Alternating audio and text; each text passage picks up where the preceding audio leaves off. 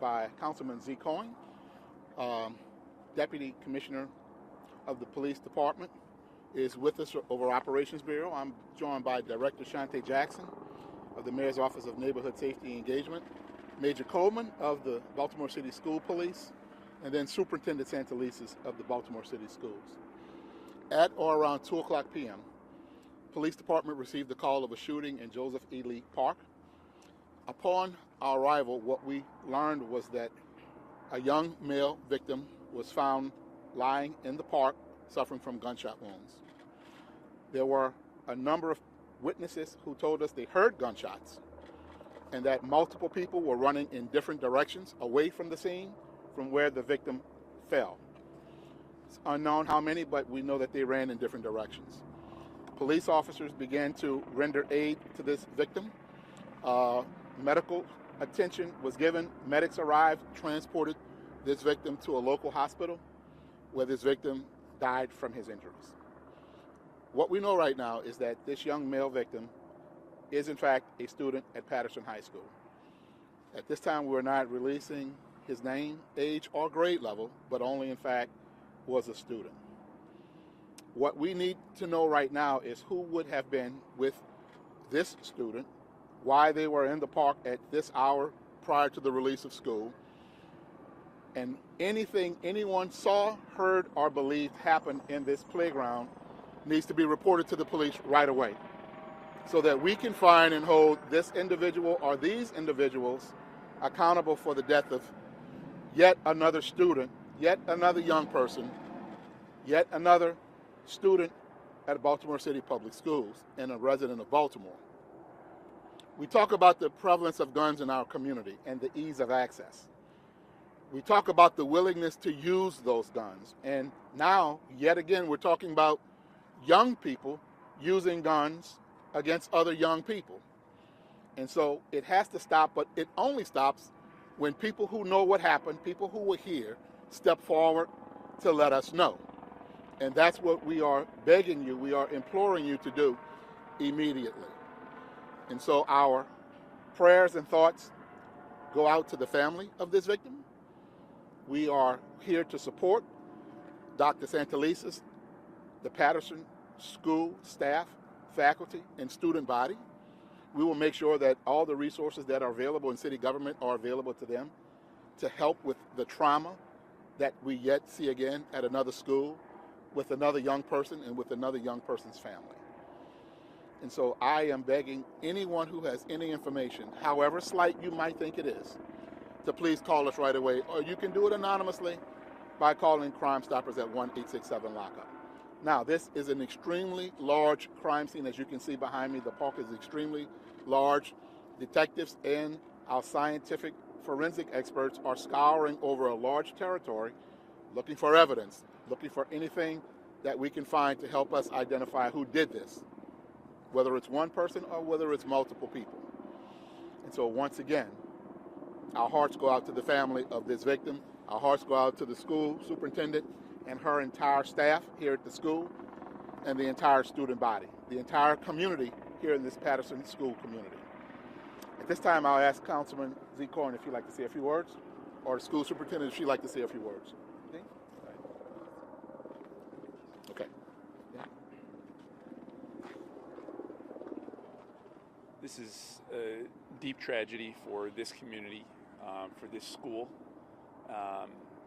I personally want to commit myself to any sort of services that my office can bring to bear on behalf of the victim and their family. Any sort of trauma-informed care that we can offer to the victim's family, we want to be here for them. And just to say that, again, this is another call for us all to commit ourselves to how we resolve conflict in a way that doesn't end with bloodshed, how we support our wellness and mental health, how we support our young people. In most places in America, for a child to be shot and killed during broad daylight would be a tragedy, a national tragedy. And while it is tragic for us and for this community, anything less than full urgency will fail to meet this moment. So we are heartbroken, but again, for me as a public servant, as someone who serves this community, just want to put myself out there. Anything that we can do to support this victim, as well as support law enforcement in holding folks accountable who committed this crime. Thank you, Councilman. Our mayor was here just a few minutes ago and has received a full briefing about what happened here today and what we're now briefing our general community about. And so we have been in full contact with him, and he was just here just a few minutes ago. And with that, I will take a few questions. So we're going to start here at Channel 2, and we're going to work our way around. So this happened during school hours, correct? This happened, well, we got the call somewhere around 2 o'clock, so it is believed that this happened prior to the release of school, which was during school hours. WJZ? 11? Number of witnesses or reports of gunfire? Well, we got one report that people heard gunfire, but it could have been multiple people who were in the park at the time. Is there, I know it's incredibly early, connections to something going on in school? Is that obviously avenues we'll be looking at? Well, that's absolutely things we will be looking at, but that's an investigatory question. The investigation will hopefully inform us the motive behind this and why it happened. Right now, we're processing this extremely large scene and hoping and begging that someone comes forward. While we did get a report that individuals heard gunfire, the only thing that was seen that we know of right now is that multiple subjects, could be male and female, were running in different directions right at the moment the victim fell in the park. Rebecca, so do you have any idea on how many suspects and have there been any arrests made so far? No arrests made because this is early in the investigation. We don't have any persons of interest. All we know is that there were multiple young people, we believe, running in different directions. We have a number of book sacks that are on the scene, suggesting that there could be other students at the school, but it is unknown how many, if any, of the individuals that were seen running away are in fact students. Do you think the city has a problem keeping kids in school when it comes to this kind of violence? It's reminiscent of what happened at Edmondsonville Shopping Center, kids being shot during school hours. Another case of this. Does the city have a problem keeping kids in school and keep them out of violence at the same time? So I think what's important to know is that the schools have protocols in place. This is a school that has a weapons detection system. This is a school that has cameras in key locations throughout the building. And so there are protocols keeping young people safe. This shooting did not occur inside of the school building. As in the case of Edmondson, it did not occur inside of the school building. There are protocols in place. However, those of us who have worked with adolescents over long periods of time know that when young people want to find a way out, right, we cannot have our eyes in every place at the same time.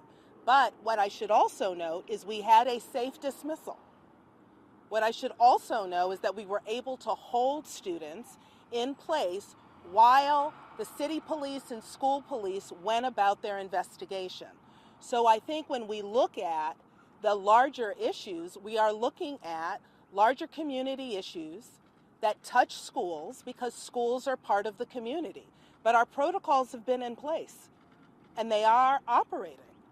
But from the beginning of, for the last 50 to 60 years, young people, an individual student with the mind to get out, right? We cannot have eyes in every single place. But if you look at our investment in cameras, you look at our investments in weapons detection, and you look at the protocols in place here at this school, those protocols are in place. And students who were in school were safe.